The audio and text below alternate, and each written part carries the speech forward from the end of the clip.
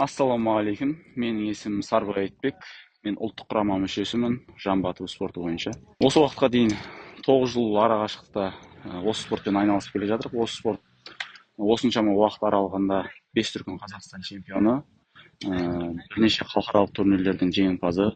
Сол бала күннен атқа мініп, өзіміз ауылда атқа мініп ат үстінде жүргеннен кейін осы спорт өзімізге жақын болды.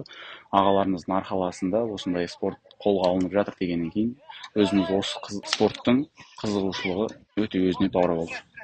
Бұл жердегі дайындығымыз несімен жақсы?